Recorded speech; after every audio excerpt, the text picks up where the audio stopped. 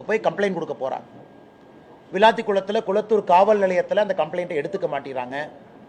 அடுத்த நாள் காலையில் நீங்கள் விளாத்திக்குளம் அனைத்து மகளிர் காவல் நிலையத்துக்கு போங்கிறாங்க. ஸோ 11ஆம் தேதி காலையில் அங்கே போகிறாங்க. அங்கே இருக்கக்கூடிய காவல் ஆய்வாளர் அவர்கள் ரொம்ப ஒரு தரம் தாழ்ந்த வார்த்தையை பயன்படுத்தி பெற்றோர்களை உதாசீனப்படுத்துகிறாங்க. அதன் பிறகு மத்தியானம் 1:30 மணிக்கு 11ஆம் தேதி அந்த குழந்தையினுடைய சடலம் அங்கே கிடைக்குது. இது எந்த அளவுக்கு பெரிய ஒரு பாதிப்பு நம்ம எல்லோருக்கும் மனதில் ஏற்படுத்தி இருக்குன்னா, நம்மை பாதுகாக்கக்கூடிய அரசு, ஒரு காவல்துறை ஒரு கம்ப்ளைண்ட் போகும் பொழுது எடுத்திருந்தா, அப்பவே போலீஸ்காரங்க வெளியே வந்து செக் பண்ணியிருந்தா ஒருவேளை இது தடுக்கப்பட்டிருக்குமோ.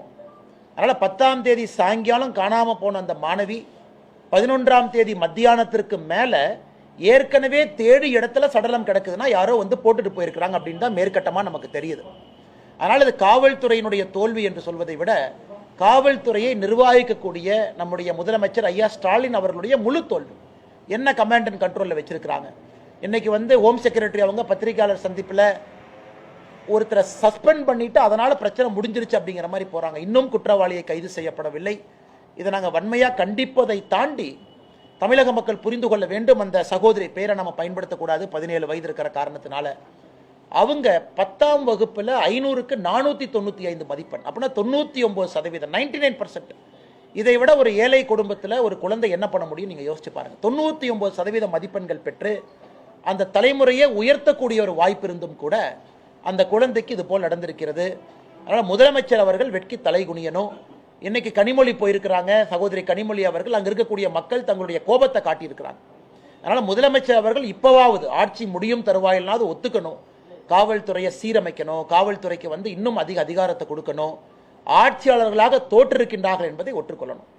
இரண்டாவது, இன்னைக்கு அமைச்சர் திராவிட முன்னேற்ற கழகத்தினுடைய அமைச்சர் அண்ணன் ஏவாவேல் அவருடைய பிறந்தநாள் வாழ்த்துக்கள். நல்லா இருக்கட்டும், ஆண்டவனுடைய அருள்ல. ஆனால் ஒரு மூத்த அமைச்சர் பண்ற டிராமாவை பாருங்க.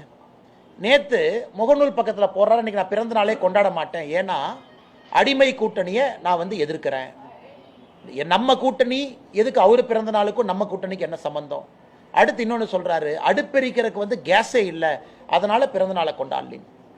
இன்னைக்கு ஒரு பக்கம் மாநிலத்தினுடைய முதலமைச்சர் திரு ஸ்டாலின் அவர்கள் எங்கேயும் எந்த பிரச்சனை இல்லைன்னு ஒரு பொலிட்டிக்கல் டிராமா போடுறாரு. ஆனால் அவரே எல்லாத்தையும் தூண்டி விடுறாரு. நீங்க போய் ஆர்ப்பாட்டம் பண்ணுங்க, காங்கிரஸ் கட்சிக்காரங்க சிலிண்டர் தலைமையில வச்சுட்டு நடந்து போங்க, நம்முடைய கட்சியினுடைய மூத்த அமைச்சர்கள் இந்த மாதிரி பேசுங்க. இந்தியா முழுவதும் நீங்க யோசிச்சு பாருங்க, எங்கேயாவது பொதுமக்கள் கேன் எடுத்துட்டு போய் பெட்ரோல் பிடிச்சாங்களா? எங்கேயுமே கிடையாது, தமிழ்நாட்டில் மட்டும்தான். ஏன்? இங்க இருக்கக்கூடிய அரசியல்வாதிகள் பீதியை கிளப்பி மக்கள் மனசுல பீதியை வச்சுட்டாங்க. ஸோ மக்களுக்கு ஒரு பயம், என்னடா எல்லாருமே இதே மாதிரி சொல்றாங்களே, காங்கிரஸ்காரங்க சொல்றாங்க, திமுக காரங்க சொல்றாங்க, அப்ப பெட்ரோல் வராதோ அப்படின்னு ஒருத்தரும் கேன் எடுத்துட்டு போய் வீட்டில் பாத்திரத்தெல்லாம் எடுத்துட்டு போய் பெட்ரோல் பிடிக்க வேண்டிய அவல நிலைமைக்கு தமிழ்நாட்டு மக்களை தள்ளி இருக்கிறாங்க. இது ஒரு வேடிக்கையான விஷயம். இந்தியாவில் எங்கேயுமே கிடையாது. பீகார்ல யாரும் போல, உத்தரப்பிரதேசத்தில் யாரும் போல, தமிழ்நாட்டில் மட்டும் இந்த கையாலாகாத திராவிட முன்னேற்ற கழகத்தினுடைய ஆட்சி பொய்யை பரப்பி பீதியை பரப்பி மக்களை வீதிக்கு வந்து ஒரு பெட்ரோல் பம்ப்லையும் நிற்க வச்சிருக்கிறாங்க. இன்னைக்கு நம்ம புரிந்து கொள்ள வேண்டும், இந்தியாவை பொறுத்தவரை நம்முடைய பிரதமர் நேற்று காலையில் தெளிவாக பேசினாங்க, எந்த பிரச்சனையும் இல்லாமல் நாம் இருக்கோம், எந்த பிரச்சனையும் இல்லாமல். அதை நம்ம உறுதியாக சொல்ல முடியும். இந்த gas control order, natural gas control order 9ஆம் தேதி மார்ச் மத்திய அரசு கொண்டு வந்த பிறகு எல்பிஜியினுடைய உள்நாட்டு உற்பத்தி மட்டுமே 28 விழுக்காடு கம்பேரபிள் பேசிஸ்ல உயர்ந்திருக்கு. ஸ்ட்ரெயிட் ஆஃப் ஹோர்முஸ், அந்த ஹோர்முஸ் பகுதியிலிருந்து வரக்கூடிய கப்பல் 2 கப்பல் ரொம்ப சேஃபா, நேற்று நைட்லேருந்து இன்னைக்கு காலையிலக்குள்ள 2 இந்திய கப்பல் சேஃபா கிராஸ் பண்ணி வந்திருக்கு. நமக்கு சேஃப் பேசேஜ் கொடுத்துருக்காங்க. அந்த ஒரு கப்பல் கொண்டு வரக்கூடிய கேஸ் என்பது ஒரு நாளைக்கான ரிஃபைனிங் கெப்பாசிட்டி, பிரச்சனை கிடையாது. இன்னைக்கு அவங்க சைனா, ரஷ்யா, இந்தியா இந்த 3 நாடுகளுக்கு தான் கெரியர் கொடுக்குறாங்க. நம்முடைய வெளியுறவுத்துறை கொள்கையினுடைய ஒரு வெற்றி இதை பறைசாற்றுது. அதை பற்றி யாரும் பேச மாட்டாங்க. அதையெல்லாம் தாண்டி இன்னைக்கு உலகம் முழுவதுமே பெட்ரோல் விலை ஏற்றிருக்கிறாங்க. பக்கத்தில் இருக்கக்கூடிய பாகிஸ்தான், பங்களாதேஷ் எடுத்துக்கிட்டீங்கன்னா பெட்ரோல் விலை 20% உயர்ந்திருக்கு. 2 வாரம் பள்ளிக்கூடத்திற்கு விடுமுறை கொடுத்துருக்குறாங்க. 50% அரசு கார்களை ரோட்ல இருந்து எடுத்திருக்கிறாங்க. பெட்ரோல் ரேஷனிங் பண்றாங்க. இந்தியாவில் எந்த பிரச்சனையும் இல்லை. மிக அற்புதமா வரக்கூடிய சப்ளையை நம்ம மேனேஜ் பண்றோம். இந்த நேச்சுரல் கேஸ் ஆர்டரை போட்டு யாருக்கு என்ன கொடுக்கணும், 100% எல்பிஜி கேஸ் 100% அப்படியே கொடுத்துடணும். அதன் பிறகு ஃபர்டிலைசருக்கு போறது 30% குறைச்சிருக்கிறாங்க. 70% ஃபர்டிலைசருக்கு போற கேஸ் போகும். அதன் பிறகு இண்டஸ்ட்ரி 80% போகும், 20% குறைச்சிருக்கிறாங்க. அதன் பிறகு சிட்டி கேஸ் டிஸ்ட்ரிபியூஷன் 20% குறைச்சிருக்காங்க, 80%. அடுத்து அந்த ஆர்டர் ரிவ்யூ பண்ணுவாங்க. எங்கேயும் பிரச்சனை இல்லாமல் போகும் பொழுது எதற்காக பீதியை கிளப்பி பொதுமக்களை நீங்க ரோட்டுக்கு போக வைக்கிறீங்க? அதனால தமிழக மக்களுக்கு எங்களுடைய அன்பான வேண்டுகோள், தயவு செய்து நீங்க யாரும் கஷ்டப்பட்டு வீதிக்கு வராதீங்க, ரோட்டுக்கு போகாதீங்க. நீங்க பெட்ரோலை பிடிச்சி ஒரு வீட்டில் வைக்கிறீங்கன்னா உங்களுக்கு அது ரிஸ்க். 20 லிட்டர் கேன் 15 லிட்டர் கேன்ல நீங்க போய் வாங்கிட்டு வந்து அதை டெய்லி 1 லிட்டர் 2 லிட்டர் 2 வீலருக்கு ஊற்றிக்கலாம். நீங்கள் வீட்டில் வாங்கி வைக்கிறீங்கன்னா உங்களுக்கு அது ரிஸ்க். எங்கேயும் எந்த பிரச்சனையும் இல்லை. இன்னைக்கு ஸ்ட்ரைட் ஆஃப் ஹோர்மஸ் போர் ஆரம்பிப்பதற்கு முன்பு 55% சப்ளை அங்கிருந்து வந்துச்சு. எனக்கு இந்தியாவுக்கு 70% சப்ளை ஸ்ட்ரைட் ஆஃப் ஹோர்மஸ்க்கு வெளியிருந்து வருது. முதல்ல ஸ்ட்ரைட் ஆஃப் ஹோர்மஸ் இல்லாமல் 55% வந்துச்சு, 45% அங்கே வந்துச்சு, 55% வேற ஜோனில். இன்னைக்கு 70%, 15% ஹோர்மஸ்லேருந்து வெளியே எடுத்துட்டோம். நாம அந்த சப்ளை செயினை டைவர்சிஃபிகேஷன் பண்ணியிருக்கிறாங்க. பெட்ரோலியத்துறை அமைச்சர் அவர்கள் பாராளுமன்றத்தில் அதை பற்றி பேசுகிறாங்க. நேச்சுரல் கேஸ் பிரச்சனை கிடையாது, பெட்ரோல் ரிஃபைனிங் பிரச்சனை கிடையாது. இன்னைக்கு இதெல்லாம் நடக்கும் பொழுது ரிலையன்ஸ் இண்டஸ்ட்ரீஸ் அமெரிக்காவில் $300 பில்லியன் இன்வெஸ்ட் பண்ணி அங்கே ஒரு ரிஃபைனரி போடுறா, ட்ரம்ப் ட்வீட் பண்ணுறார். சொன்னால் ரிஃபைனிங் கெப்பாசிட்டி நம்மகிட்ட இருக்கு, வரக்கூடிய பெட்ரோலியம் பொருள் உள்ள வருது, கேஸ் எந்த பிரச்சனையும் இல்லாத பொழுது திராவிட முன்னேற்ற கழகத்தினுடைய அமைச்சர்கள், காங்கிரஸ் கட்சிக்காரங்க இந்த பீதியை கிளப்பி தயவு செஞ்சு பொதுமக்களை பெட்ரோல் டீசல் வாங்க வச்சு வீட்டில் எக்கு தப்பா ஏதாச்சும் ஆயிரப்போது அதற்கும் பொறுப்பு திராவிட முன்னேற்ற கழகத்தினுடைய அரசு. மூன்றாவது மிக முக்கியமானது என்னை பொறுத்தவரை, இன்னைக்கு பாராளுமன்றத்தில் நம்ம பார்க்குறோம் சம்பந்தமே இல்லாத ஒரு பிரச்சனையை திரு ராகுல் காந்தி அவங்க எடுக்கிறாங்க. அதில் தமிழகத்தினுடைய எம்பி திரு வசந்த் அவங்க இருக்கிறாங்க, கன்னியாகுமரி எம்பி இருக்கிறாங்கன்னா, அவரு கடையில் இண்டக்ஷன் ஸ்டவ் விற்கிறக்காக அவரு ட்வீட் போட்டுட்டு இருக்காரு, பெட்ரோல் குறைஞ்சிருச்சு, எல்பிஜி குறைஞ்சிருச்சு, கேஸ் குறைஞ்சிருச்சு. அவருடைய வசந்தன் கோல இண்டக்ஷன் ஸ்டவ் விற்கிறீங்களா? நீங்க வித்துக்குங்க, மார்க்கெட்டிங் பண்ணி வித்துக்குங்க. நீங்க இண்டக்ஷன் ஸ்டவ் விற்கிறக்காக இவரு மார்க்கெட்டிங் பார்லிமெண்ட்ல உட்கார்ந்து ஒரு காங்கிரஸ் எம்பியும் ஐயோ பெட்ரோல் குறைஞ்சிருச்சு இண்டக்ஷன் ஸ்டவ் வாங்க.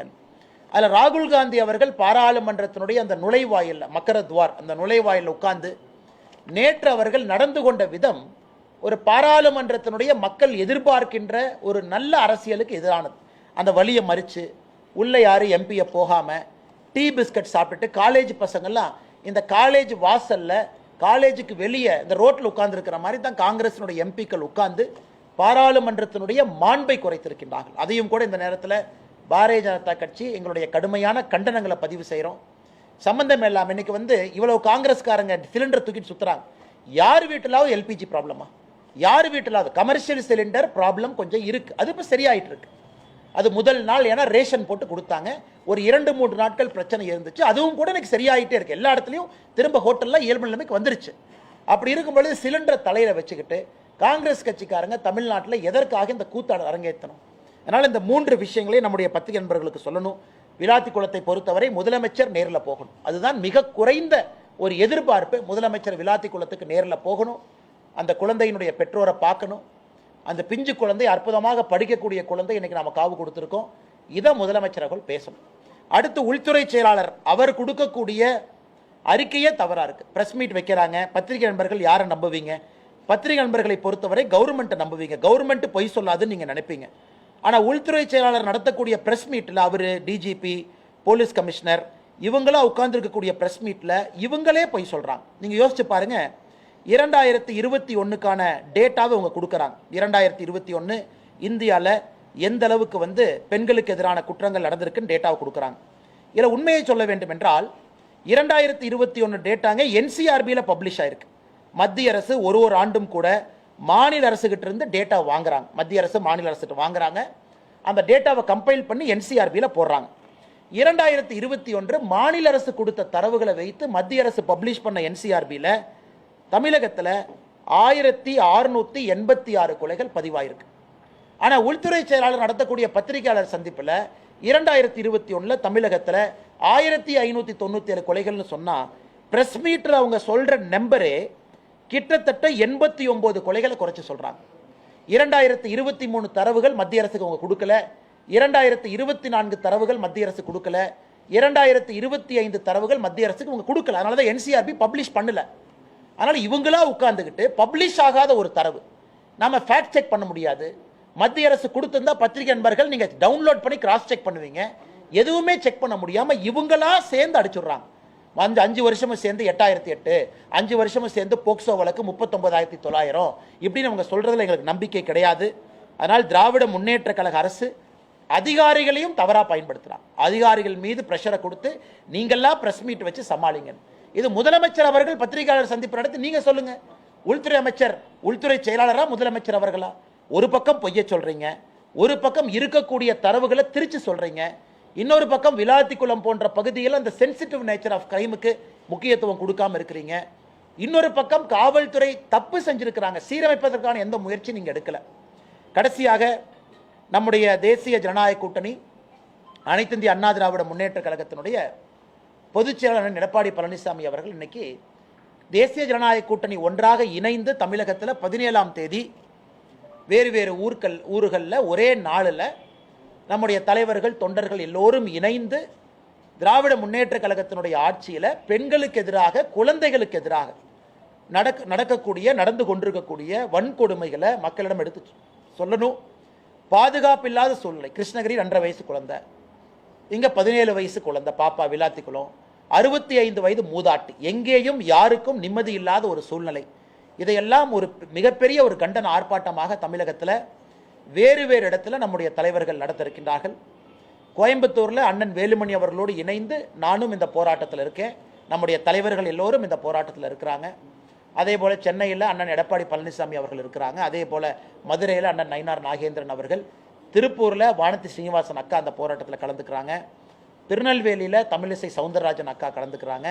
அதே போல் அண்ணன் டிடிவி தினகரன் அவர்கள், அண்ணன் அன்புமணி ராமதாஸ் அவர்கள் கடலூர் வேறு வேறு பகுதியில் எல்லாருமே போராட்டத்தில் கலந்துக்கிறாங்க. இது நிச்சயமாக தமிழகத்தில் பெண்களுக்கு எதிரான இந்த குற்றங்கள் தொடர்ந்து அதிகமாக கொண்டிருப்பதை ஒரு கூட்டணியாக இணைந்து ஒரு மாபெரும் ஒரு போராட்டத்தை நாம் முன்னெடுக்கின்றோம்.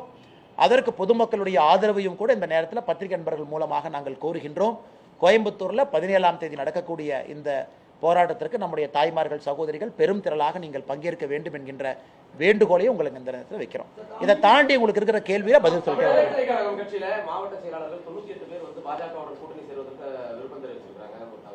ஆனால் தமிழக வெற்றி கழகத்தை பொறுத்த வரைக்கும் அந்த டிவிகேல இருக்கக்கூடிய பொதுச் செயலாளர் தலைவர்கள் அவங்க எது கூட்டம் நடத்துனாங்க அவங்கள தான் கேட்கணும். கருத்து என்ன கேட்டாங்க அவங்கள தான் கேட்கணும். அந்த கருத்தில் அவங்களுடைய மாவட்ட செயலாளர்கள் என்ன சொல்லியிருக்கிறாங்க அவங்கள தான் கேட்கணும். இப்போ டிவிகே நடத்தக்கூடிய ஒரு கூட்டத்திற்கும் வீடியோ கான்ஃபரன்ஸுக்கும் எப்படி நான் பதில் சொல்ல முடியுங்கன்னா, என்னை பொறுத்தவரை விஜய் அவர்களை பற்றி இதுவரை நான் பேசியிருக்கக்கூடிய கருத்திலிருந்து எந்த மாற்றமும் நான் மாற்றிக்கல. நான் அப்படியே தாங்க நான் இருக்கேன். அதனால் இன்றைக்கி ஒரு கூட்டணி வரணும், நடக்கணும் அப்படின்னு பத்திரிகை நண்பர்கள் நீங்கள் பேசுகிறீங்க.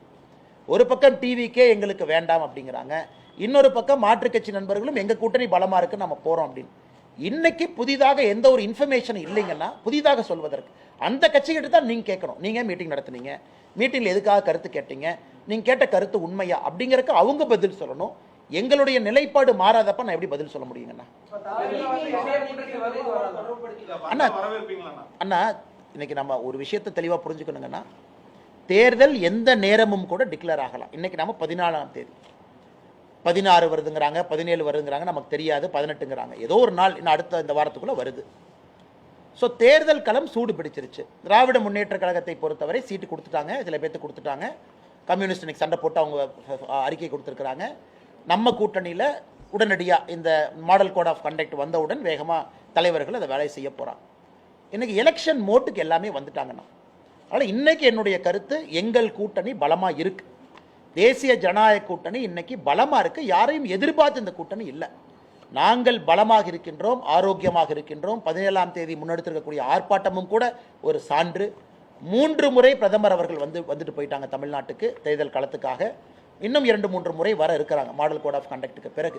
அதனால் எங்களை பொறுத்தவரை நாங்கள் பலமாக எங்கள் பாதையில் போகிறோம்.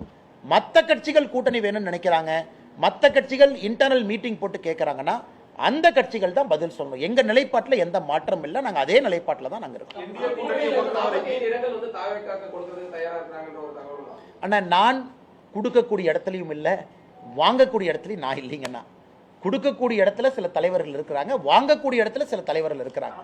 அதனால் இந்த இரண்டுக்கும் இடைப்பட்ட கருத்தாக ஏன் கருத்து நான் என்ன சொல்றதுங்கண்ணா?